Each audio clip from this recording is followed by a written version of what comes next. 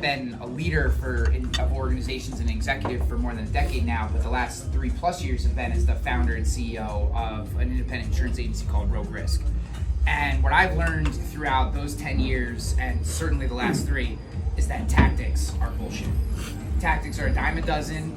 You can make any tactic work. Pick one. You can literally throw tactics up on a wall, throw a dart, do that tactic really well, execute it, and you're gonna do fine. The things that mess us up as leaders aren't tactics. What really brings our business down is our inability to handle the emotional toil that comes with leadership. So in that vein, what I wanted to do was start talking about the mindset. So I've really dug into this, and I do a lot of personal work. I do a lot of counseling, I do a lot of reading, and I wanted to start to share some of the mindsets that I use every day. One of those mindsets that I come back to is actually, I have this section of a speech that I'm about to read to you framed on my wall. I look at it every single day. It reminds me that, especially in this time that we live in today, it is the doers that matter, right? When you're out there, when you're making calls, when you are the one in which the buck stops, everyone is gonna criticize you. Everyone's gonna have an opinion. And it's only the other people who are out there bleeding with you that actually matter. I used to say, I only hire people who walk with a limp. If you don't walk with a limp, I'm not interested in working with you because I know you haven't played the game.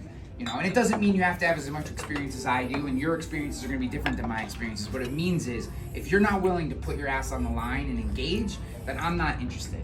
So what I'm going to read you is something that is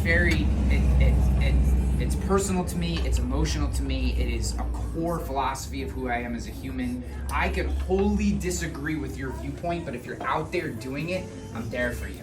And I've always been that way. This is a wonderful speech. It's by Teddy Roosevelt, our 21st president. It's called Citizenship in the Republic. If you want to know everything that is wrong with what it means to be American today and what it should be, read this speech. There is way more to it. It takes about 14 minutes to read. I read the whole thing on the podcast, but you can just Google it and read it for free wherever you get it. I encourage you to do it. This is the most popularized portion, and it's become known as the man in the arena section. So I'm going to read this to you. It is not the critic who counts, not the man who points out how a strong man stumbles, or where the doer of deeds could have done them better. The credit belongs to the man who is actually in the arena, whose face is marred by dust and sweat and blood, who strives valiantly, who errs, who comes short again and again, because there is no effort without error or shortcoming, but who does actually strike to do the deeds, who knows great enthusiasms, worthy of cause, who at their best knows in the end the triumph of high achievement, and who at the worst, if he fails, at least fails while daring greatly, so that his place shall never be with those cold and timid souls who neither know victory nor defeat. And I would like to call out one particular 2-word phrase that I think, when I think about this, it gives me chills every time I read it. It's this idea of daring greatly. Like, what in your life are you doing that you would consider daring greatly? Like if you, and so I'm a Christian, and I've been indoctrinated by Catholicism, you could say, and how I view my life very much is, at some point I'm gonna have to stand in front of St. Peter, and he's gonna ask me, what did you do?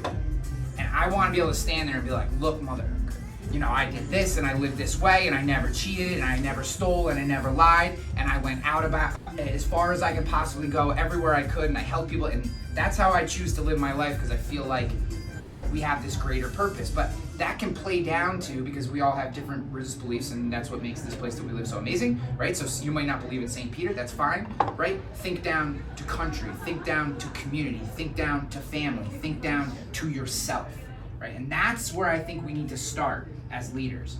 Can you handle the shit yourself?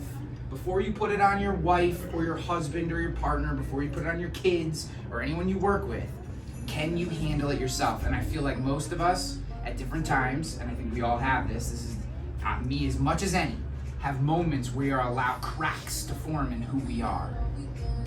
And the work that I try to do, the way I try to help people, the way I try to give back to the world in whatever way, shape I can, is to let other people know, one, you're not alone for falling apart. happens, right? There are other people out in the world who you can talk to, who will listen to you, who will share their story with you. And 3, you can fucking do it. You can do it. You have it in you to make the decisions necessary to not fall apart. I had a really shitty thing happen to me about 3 weeks ago. It was devastating. I didn't see it coming. And I literally just started saying to myself, don't fall apart. Don't fall apart. Don't fall apart. If you can weather the storm, the other side, you're gonna be able to figure it out. Just don't fall apart. Don't go to the bottle. Don't look to drugs. Don't try to do whatever your vice is, whatever your thing is, don't do that. Don't fall apart. Weather it. Made a couple phone calls, talked to a couple people, started to feel better, got to the other side of the emotional storm, and now it doesn't even feel like a really shitty thing anymore. So my point in sharing all this to you is that I think we all need to find something that we would consider, if asked, daring greatly, and know that you will absolutely, positively have people shit on that dream. And that is not something that you should run away from, but you should wear it as a badge of honor. Because in that time, that's how we figure out who we are. And when you figure out who you are, regardless of where on your meter you may be in that current moment, feels pretty good, because not a lot of people do. So that's my little spiel for leadership and getting in the arena, daring greatly, understanding you have friends that you can turn on. A lot of them are in this room, and we all have it in us to make good on the best version of ourselves. So it's great. I'm going to Shaboom's!